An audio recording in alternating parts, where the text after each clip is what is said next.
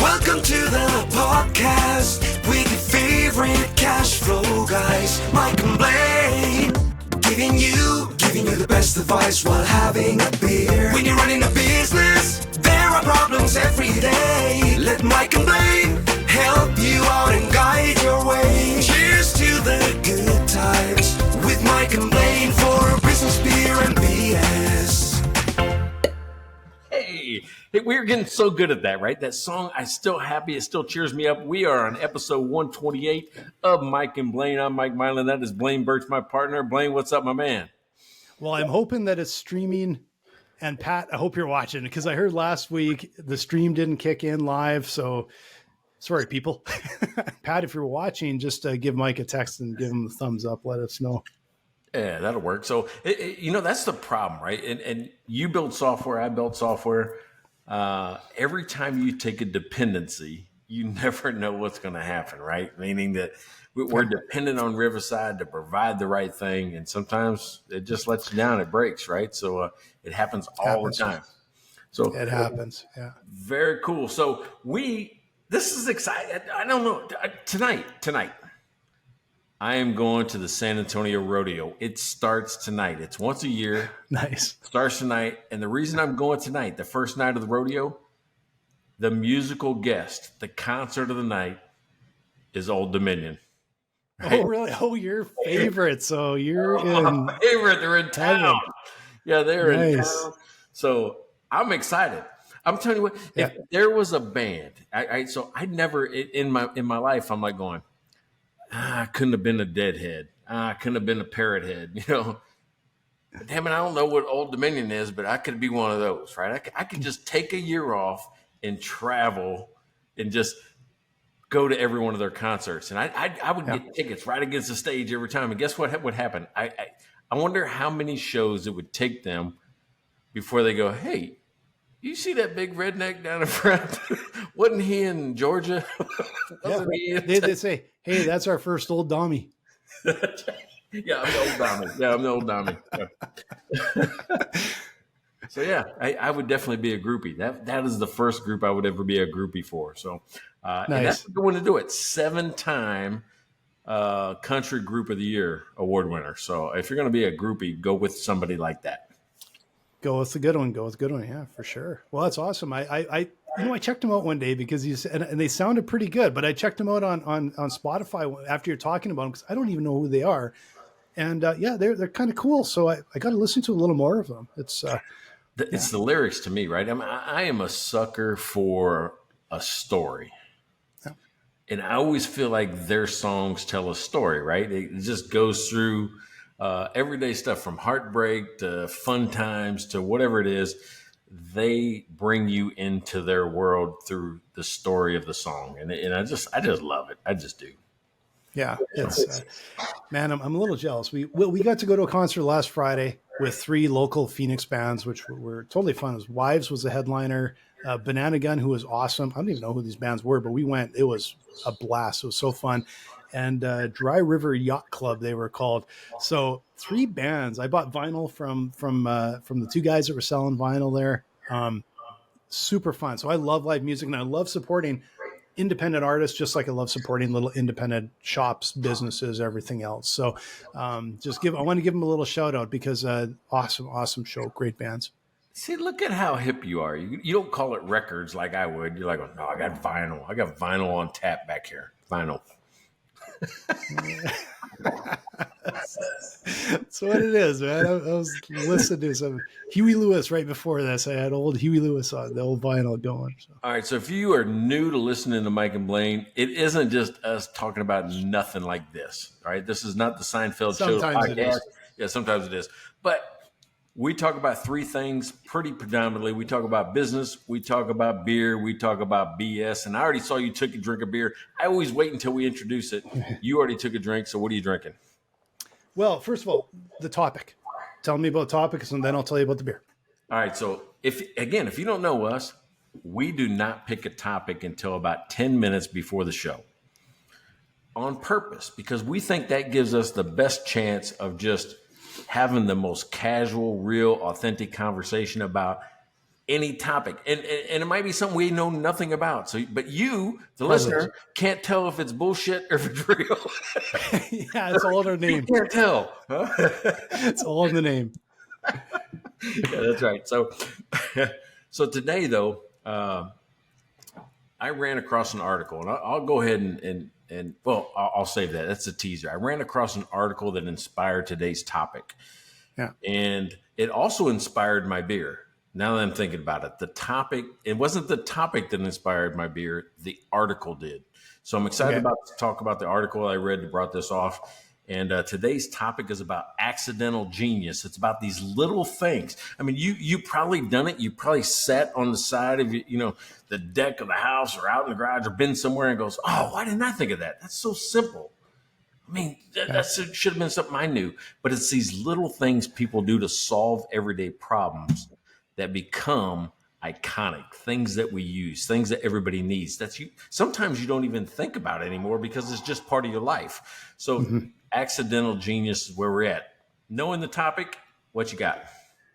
All right. So I have a Resident Culture beer, which actually I think I might have done Resident Culture last week, but they're a really good brewery.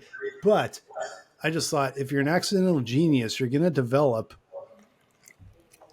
a God complex. And this is Resident Culture God Complex Double IPA. It's a little bit of a heavy one, to be honest, but it's really delicious. It's a good beer. You're kidding me. My beer. It's a good. You did have the same one, dude. Not quite. But you know how often we have something similar? Yep. I have the Goddess. Nice. Crazy. You got God Complex. Nice. Goddess. Mine's by Lakewood Brewery here in Texas, the Garland up in Garland, Texas. Nice. This one, where it connects, is the article was about a woman and an invention she had. And this is a tribute to the Pink Boot Society. And I had to look it up. I'm like, what is the Pink Boot Society? The Pink Boot Society is it's supporting women who are in brewing through education, right? So it's people that want to be brewmasters or women that want to be brewmasters, but they call themselves the Pink Boot Society. And so I went with the hazy IPA, the Goddess. That's why I laugh. I'm like, you went God Complex on the Goddess. So that's funny. Awesome, man. That's a great story too. Great story. And we still have a couple of beer sponsors we got to thank. So first off, I'm going to thank Larry Weinstein, CPA out of Houston. Larry, thanks again. Thanks so much for the beer. And if you're looking for a CPA, you need Larry, especially if you're in the Houston area. But I think Larry can work from anywhere. So look him up. Larry is remote. He can help you anywhere in the country. And I'll tell you what, I was just on a call with Larry, and this guy, I don't know what it is. He's got the uncanny knack of putting the right piece of information into a conversation at the right time. It's just like, oh man, it's just like he gets cash flow and he understands it and he knows what knobs to pull and what levers to pull on as well. You got to get this guy. You got to get him. So our other one, and my favorite, I'm going to give him some more credit because he's always there for me. He always answers the door. He's always at my door, it seems like. Neighbor Pat, right? Neighbor Pat has always got something. So this beer is a tribute to Neighbor Pat and his inability to beat me at cornhole. You were doing so good, and then right under the bus. Oh, man. They're a great friend of our family, and I really appreciate him. But, yeah, he can't be. And I know what Pat says. As soon as you said you beat him at cornhole, I know Pat's saying fiddle hopper. He did not. Speaking of, he says everything's working now. And he sent me a text saying we need a fiddle hopper keychain. Oh, keychain. Yeah, we could maybe do something up for that. Was him. Yeah, that's what he's saying. Fiddle hopper key fob. He called it a key fob. Is that different than a keychain? I have no idea. Isn't a fob like that? That's like a little electronic thing. I thought that like the key fob isn't it an electronic thing, or maybe that's just a different name for a keychain. I don't know. Sounds too expensive. We'll call it a keychain. You got to remember, hey, that's part of this show, right? Is that we don't have a lot of sponsors. Matter of fact, we do have a title sponsor we talk about mid-show. you could be the next title sponsor. You could be the next beer sponsor. All you got to do is go to Mike and Blaine, and there's places for you to contact us, to interact, to buy our merch. And we still need to put together a Fadiddle Hopper shirt. Fadiddle Hopper, that's our word, man. If you hear that, we're nailing it. We're just giving her over here. Yeah, and make sure you guys buy us beer at mikeandblaine.com or literally drop some off at our house. or just hand me some on my bike when I'm pedaling around, and you can be the next beer sponsor. So. And I don't want to jinx it, but tomorrow I'm supposed to get a UPS package from the other Mike Milan, the Baltimore Mike Milan, for his loss of the Baltimore Ravens to my Kansas City Chiefs, right? The beer isn't part of the bet. The trophy that's coming is part of the bet, and it's going to be right here.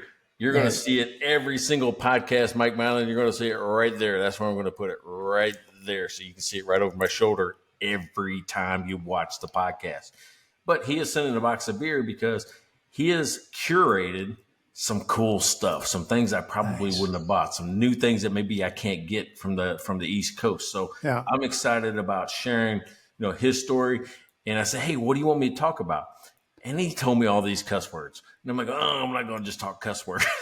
So we'll see what he comes up with on how he wants to be promoted on the show. But but anyway. All right, so let's talk about today's topic, right? Accidental genius. And here's where it came from. I'm like going, I'm a sucker for an article, right? We've talked about that, I don't know how many times, about clickbait and headlines and all that.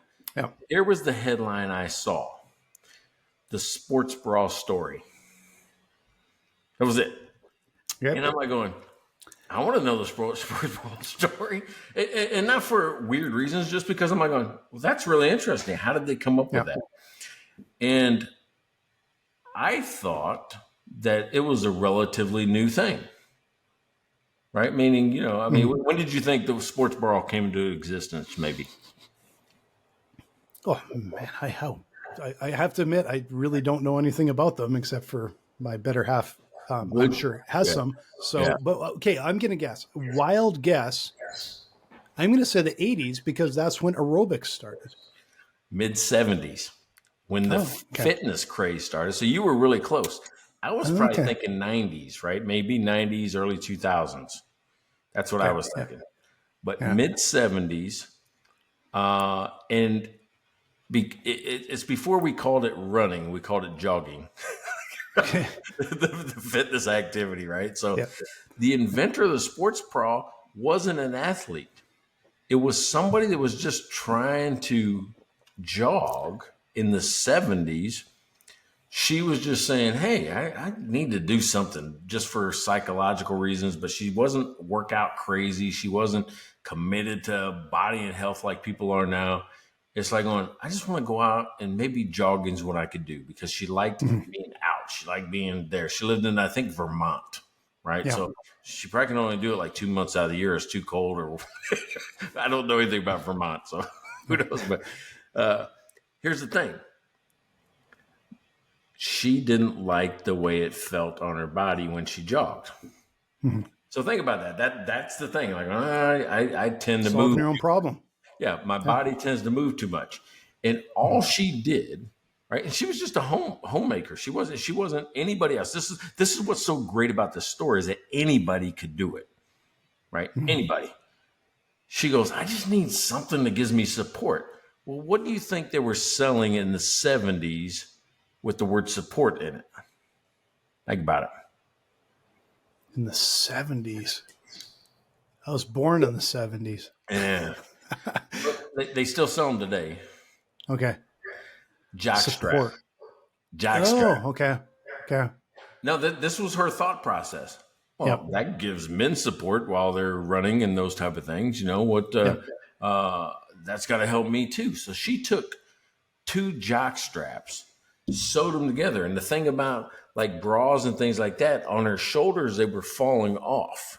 So she took the straps of the jock strap and crossed them in the back and sewed them together. So she had 2 cups for the jock strap, and crossed the straps in the back, and that was the first sports bra. Nice, brilliant. And that's what she shelf too, like that. Hey, like smart. Yeah, well, I mean, but that was the prototype, right? And of course, it turned into what we know as a sports bra today. But that was the genius of like going, what do I have available that I can use that would help me with this problem? And she connected one to the other, you know, like going, oh my God. So that's what inspired me today is, are there other things out there that maybe you heard of or things that maybe you've done where it's almost accidental genius in your business or the things you use? Yeah. And, you know, like what I find really, really that rings in my mind when you tell me that story is the idea that like there's no original thought. There's no true invention. Everything is built on something else. And so the original part of it, the innovation part of it, was recognizing the problem, taking something that already existed and building on top of it, improving it, iterating, and then carrying on.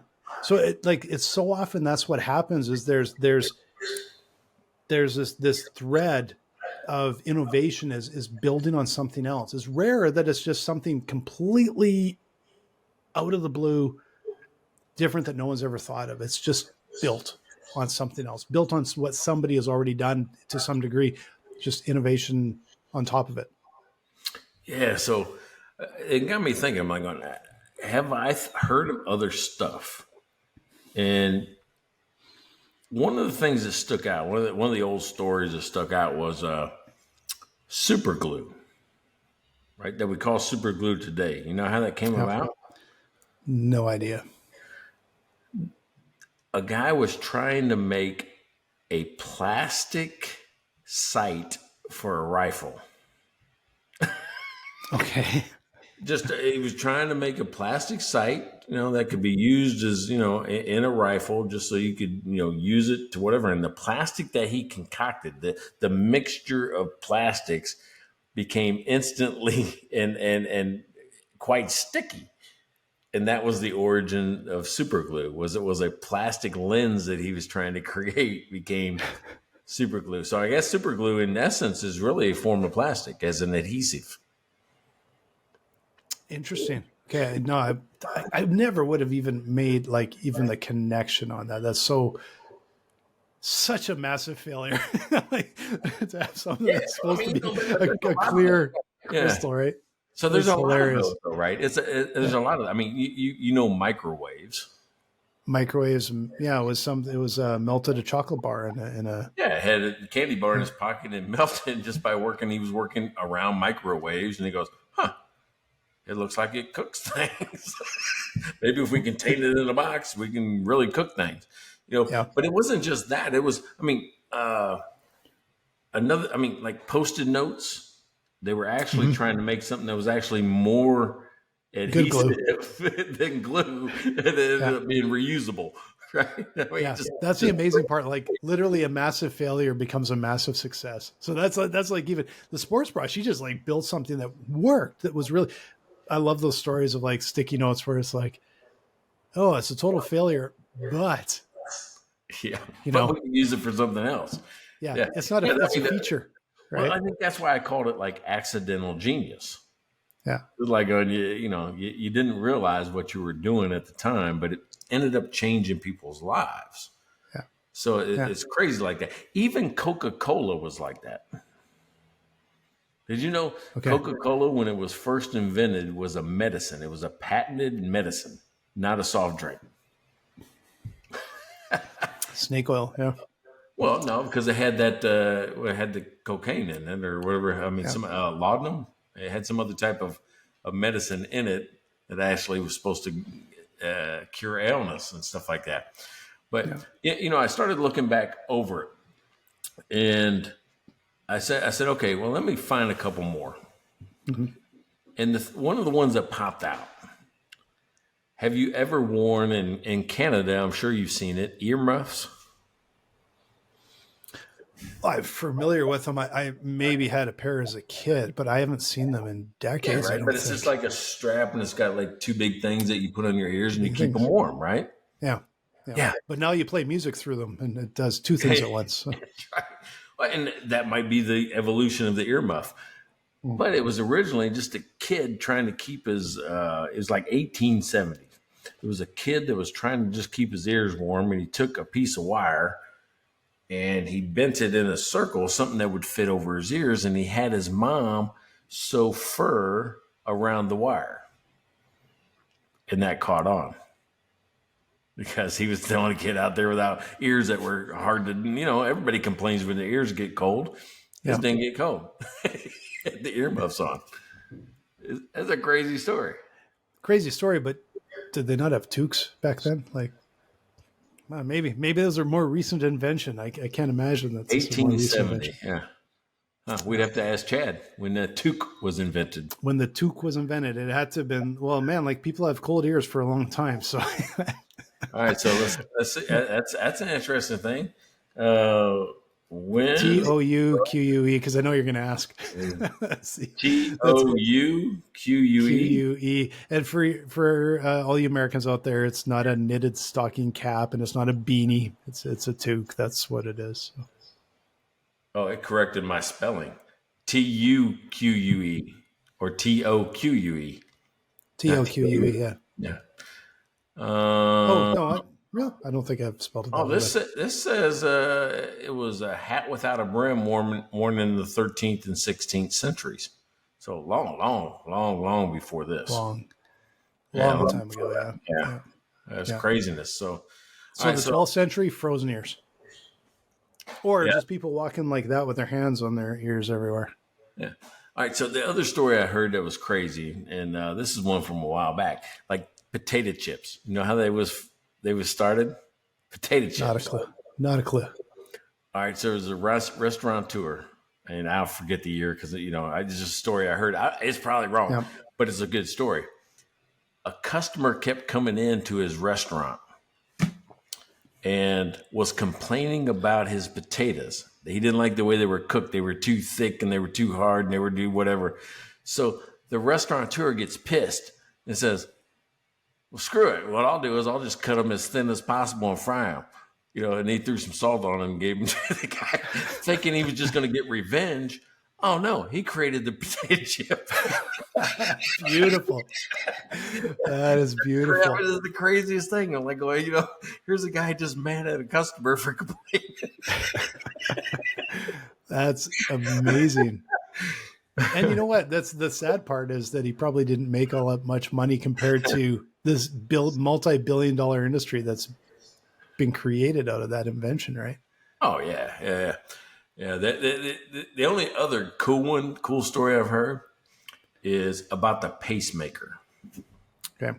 Right. So think about that's a huge deal. Mm-hmm. It was an accidental discovery.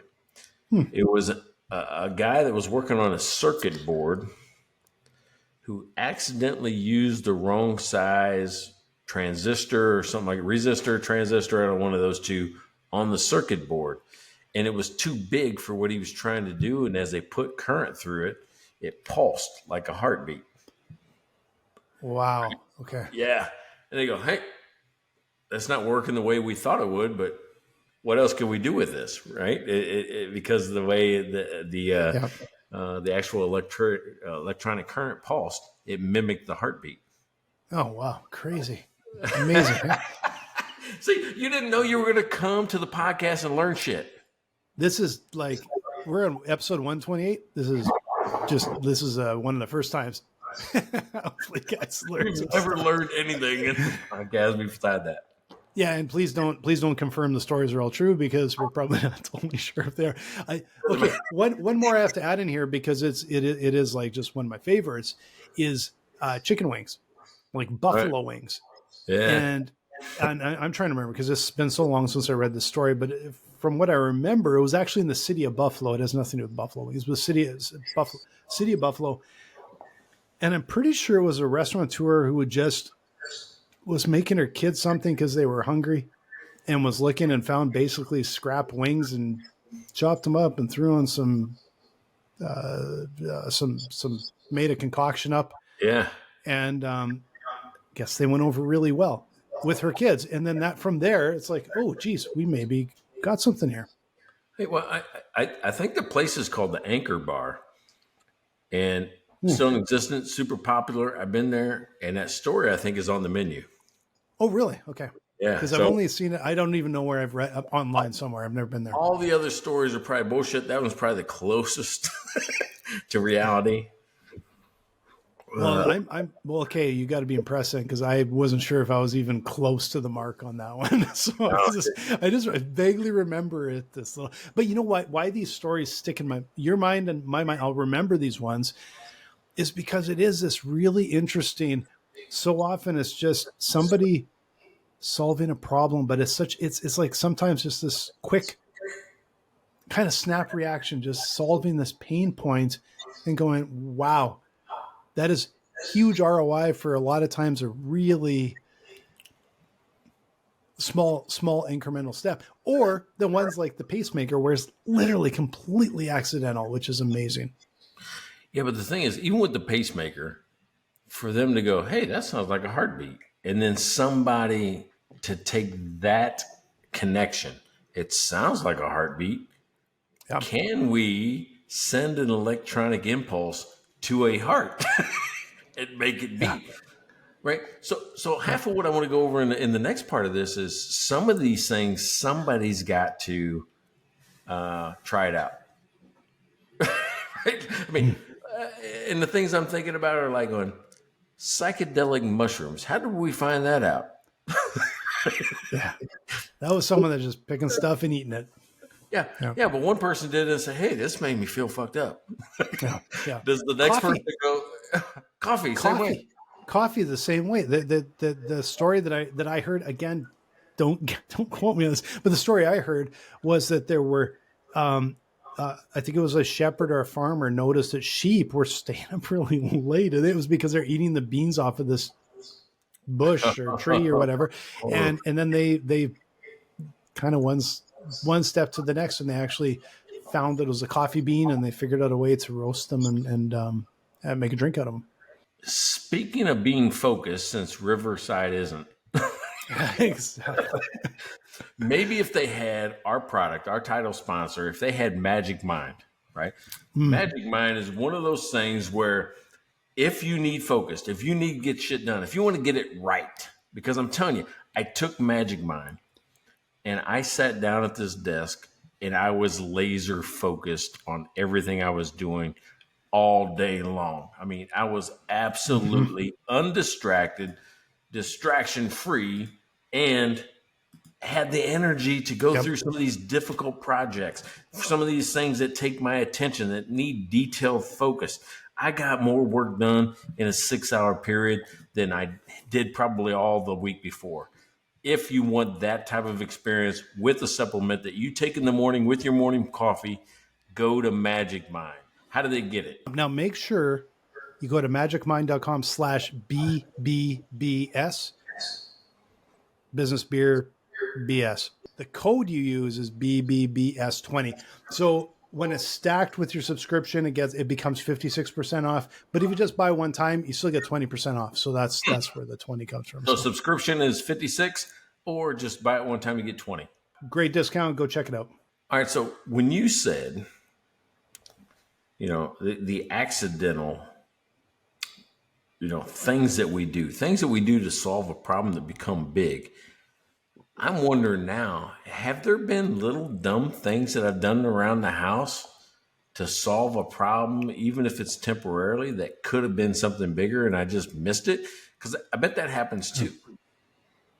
Yeah. No, it would for sure.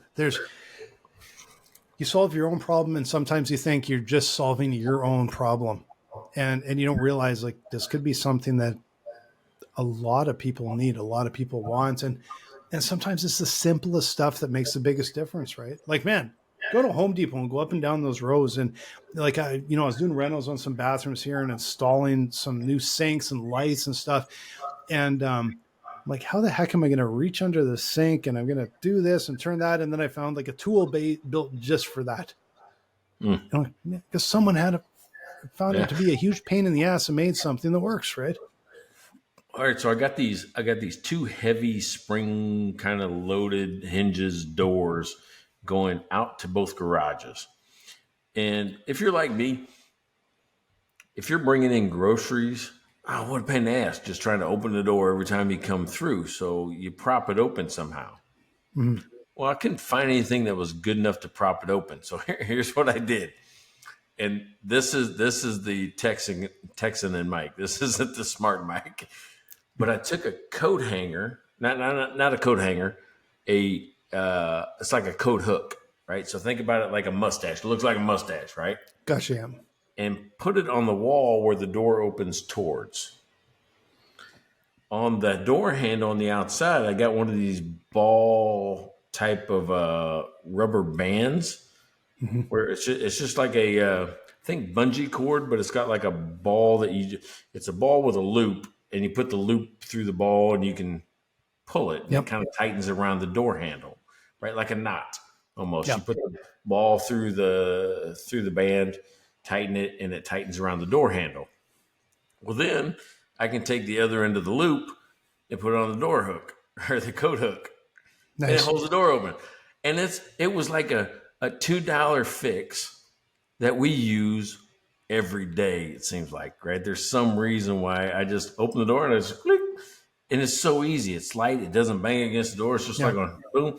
It looks nice against the wall. I'm sure there's a better way to do that. I'm sure that if I would have looked on the internet or if I'd have went to Home Depot or somewhere else, I could have found a better way. That was the fix that I've now used for 3 years, and I don't have a reason not to. If it works, it works, right? Like there's all sorts of door stops, but they're all down by your feet. And they're not necessarily that easy to do. Like they're like not going to bend over and trying to fiddle around with their foot. There was an invention I remember, and this as far as I remember, it came out during COVID. People can correct me. Maybe it came out beforehand. You've probably seen them in some restaurants or bars. There's a little plate, like a pedal almost, a little jagged teeth on it, on like bathroom doors and that, so you can open the door with your foot. Yeah, I've seen that. Yeah, and so I've seen them the odd time, and so I saw one day, and I'm like, hey, this is kind of a neat idea. Until you try and use the bloody thing, it's hard. And then you're standing on one foot, and you're trying to open the door with the other foot. And it's like, this is stupid. You know the one that kind of works though. There's one that comes off the door, and it's just kind of a hook downward, and you put your forearm through it and open the door that way. Have you seen that? I haven't seen that one. No, yeah, so you're still not using your hands. You're just using your sleeve, right? I can open it up with my forearm, and it's just like opening the door. That's one of the reasons why I put the loop on the doorknob, is because I don't like things. And there's a height difference. It's not steps up to my door, but there's a height difference, a step difference between the garage floor and my house. Yeah, you could never do some fiddly crap. And the door opens. The door opens out to the high side. So hooking it on the wall made more sense. Yeah, makes way more sense. Yeah. Pat and Mike Milan. In case somebody else is already, there's probably something out there already. Well, yeah, like you would invent that, and about 8 seconds later, it would be on like Amazon and AliExpress. Okay. You know what I did do though? I'm going to say 10 years ago now. There was an adhesive catch, right, that you could put on your door, and on the other side, wherever it opened to, there was a metal plate or something like that. Metal. It's almost like a cup though, and on the adhesive catch was this ball bearing. And the ball bearing went into the catch, right? And it was a metal catch, so the ball bearing stuck. It was magnetic. And that was, as long as the door wasn't too heavy, it actually would hold the door open, right? So this magnetic ball, you just stuck it to the door, and on the other side, you stuck this catch. But the reason why it wasn't just flat to flat, it was the ball that sat inside this groove that made it, I think, more powerful. Yeah. Because it had more surface to catch the ball bearing on. Yeah. And, what strikes me is a lot of these sort of accidental genius things they're a little bit mechanical a lot of times. Like they're because it's things that people can do oftentimes around the house or with a trip to Home Depot or a little bit of tools around. And there's still room to invent those things, because it feels like so much of innovation for the last 20 years has all been digital. Everything digital, but we live in a physical world, and there's still opportunity to just solve those little problems that people have, right? Yeah, well, I mean, when we think digital, it's you and I creating software, and that's always about efficiency. How can I do this repetitious task over and over and over again very fast, right? Yeah. Like nobody liked to collect paper receipts, right? Type them into, their accounting system. Yeah. So some genius said, you should be able to just take a picture of that and it does it. Yeah. Yeah. I mean, Brandon with auto entry. I know Brandon. yeah, He's there you just go. one of them, but yeah. Smart. That's what happens. It parses the image. Now, how they do that shit is magic. I have no idea. I know how they can collect the information on a PDF like that's generated from, we'll say, a tax return, because it's embedded in the metadata. How they do it from here and do it well, no idea. Yeah. That is magic. That stuff is magic to me, So OCR.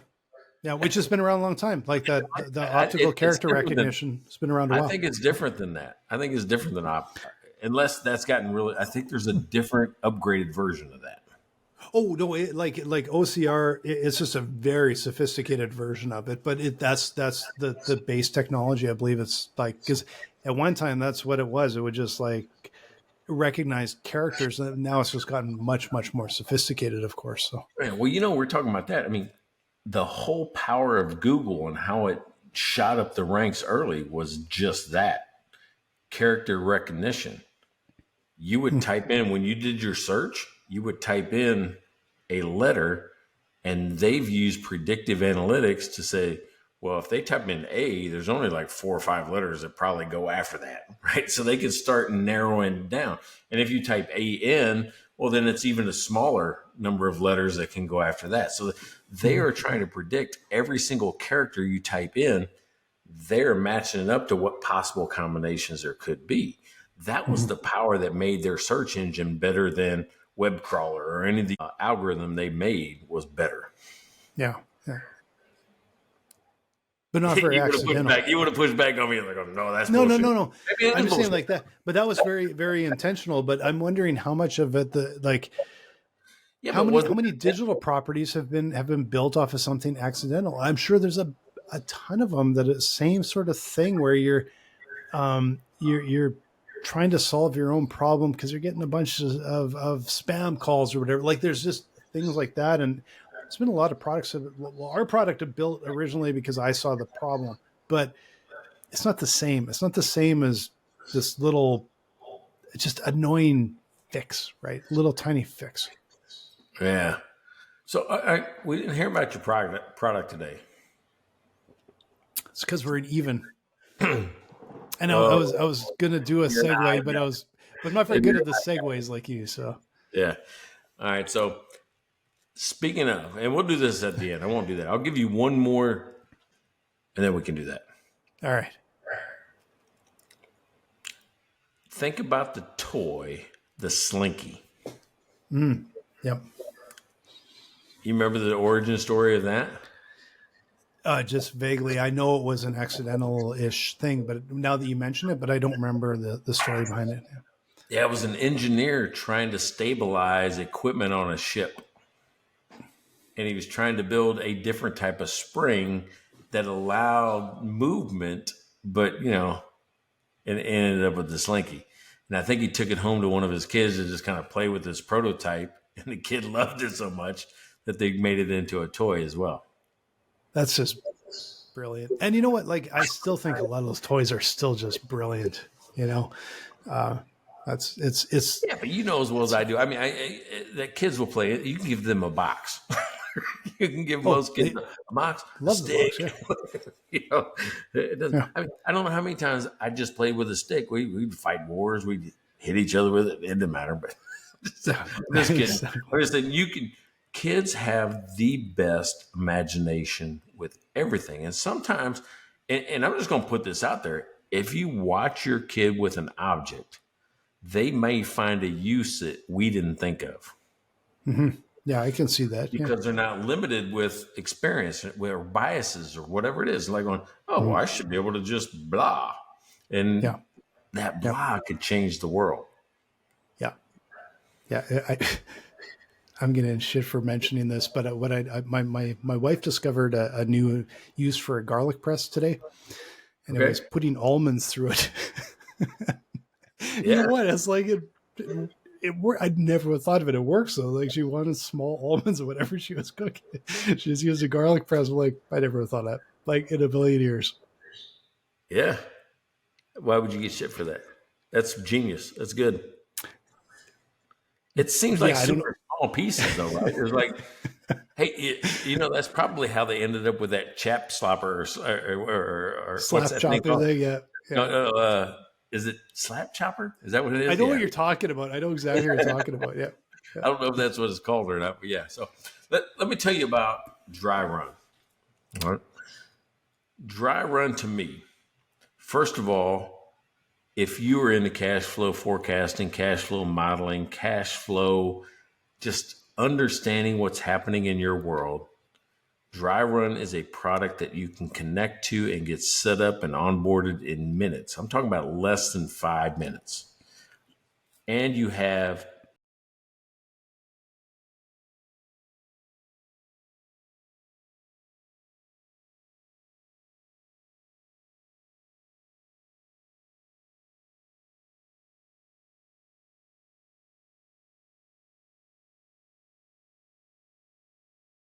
a position today and you're looking for a way to just visualize your cash flow so you avoid problems, you keep cash in your pocket, and you understand what the future holds, go to dryrun.com today, get the free trial, and check it out for yourself. How'd I do? That was amazing and terrific, especially because it was your week. So... Well, my week, I can do whatever I want to. Say it's your birthday. It's my Old Dominion day. I'm going to the rodeo. I mean, look, so I chose to do you.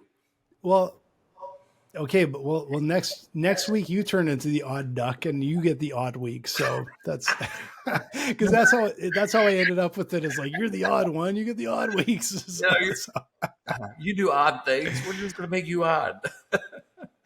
Okay, so we will be swapping that up next week, but thank you so much. Well, I much appreciate that. You're better at it than I am. So, all right, last one. Safety glass. Okay. You know what I'm talking about? What safety glass is? You can tap a hammer on it and it will break. It won't shatter into a million pieces, or it won't shatter. It crumbles, right? Mm-hmm. Or in windshields, it just stays in place and doesn't crumble. Yeah, I think they sandwich it. Yeah. Layer of plastic in there. Yeah. Happened on accident. While working on a piece of glass, a scientist in France dropped a flask of this plastic, and the word is, I'm sitting here, I'm going to ask Chad how to pronounce it probably. Cellulose nitrate. That's the easiest way to pronounce it. He dropped a glass flask coated with cellulose nitrate on the glass, right? And then dropped the glass, and it didn't shatter. It just broke. Crumbled. Nice. So whatever cellulose nitrate is, that's what they put in it to do these crazy things where glass doesn't cut into pieces like this and go right into your carotid. Nice. like it does in the movies, right? I'm like, how does that happen in the movies? It's like when they've got us so scared to be around the window now because it might break and cut your head off. Yeah, there's no safety glass in movies. Although it's all fake. It's all fake stuff, but yeah, it defeats. Okay, did you ever notice? Okay, here's a little bit of BS, but did you ever notice? I'm thinking Star Wars, probably the same thing with Star Trek. If you shoot the control panel for a door and the door is closed, it'll open. Oh. If you're on the other side of the door and you shoot it, it will stay closed. Like, it depends on the storyline. What happens when you shoot the control panel? It either opens, closes, or stays closed, stays open. It's quite awesome. What do we want this door to do in this situation? Yeah. Just shoot it. It'll do exactly what we want for the situation. It's like, so I've been watching that documentary on The Simpsons, right? Okay. And how it's now I didn't either. I just saw it, right? And yeah. Well, I'm ashamed to admit that I'm 6 episodes in. Nice. And not because it's not about the story. It's about the people that made the story. Yeah. Right. So to me, I'm like going, all right, well, outside of all the chaos and the fights and the back and forth, it is the longest running sitcom on TV. And originally, Fox Network was so young, they didn't have anything to compete with the big boys, like the Cosby Show. Cosby was the king of the king. Mm-hmm. And they tried to put up all these different things that just didn't work, right? And so they took this cartoon and put it against, first of all, The Simpsons weren't its own show. It was a short in the Tracy Ullman Show. I do remember the shorts. I do remember it was Bart, and they were like 30 seconds or a couple minutes, super short. Yeah. So and Tracy Ullman was one of the decent shows on Fox, right? Sketch comedy, those type of things. So they go, hey, can we take these that people seem to like? Because what happened was they A/B tested this doctor something or another. It was a psychologist, was one of the shorts, like Dr. So-and-so, and then she's analyzing people in a funny way. But it's too serious. And then they had Bart Simpson.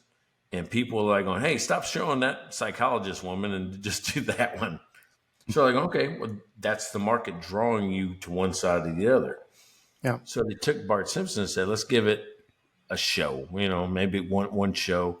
And they tried to force it into a pilot, which is like a Christmas special, like one show around Christmas. And one thing led to another, and they couldn't get it done.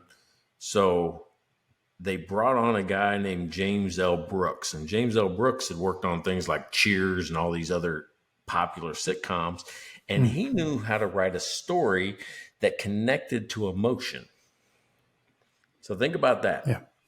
One of the reasons why Simpsons is so popular is that, A, it's kind of funny. And it's funny because they can do stuff that regular sitcoms can't. They can say things. They can bend gravity. They can, they can violate the rules of nature inside The Simpsons, which makes it a little bit more funny. And it's not real, right? We're not getting upset about it as much. But 2, by bringing in this guy, this James L. Brooks, they were able to connect to the emotional side of the sitcom, the thing that made it real, the thing that people loved about the Cosbys. It was funny, but we believed it. Yeah. Right. We believed they were a family. We believed that they all had real problems like we did. Well, think about that emotional connection of the family in The Simpsons still exists, but then you have the comedic part of animation over the top. Mm-hmm. Isn't that crazy?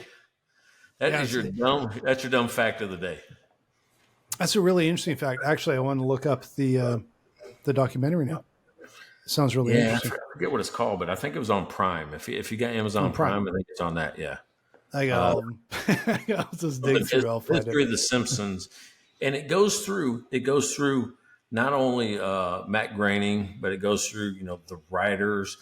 There was an earthquake during one of the seasons that they had to move all the offices.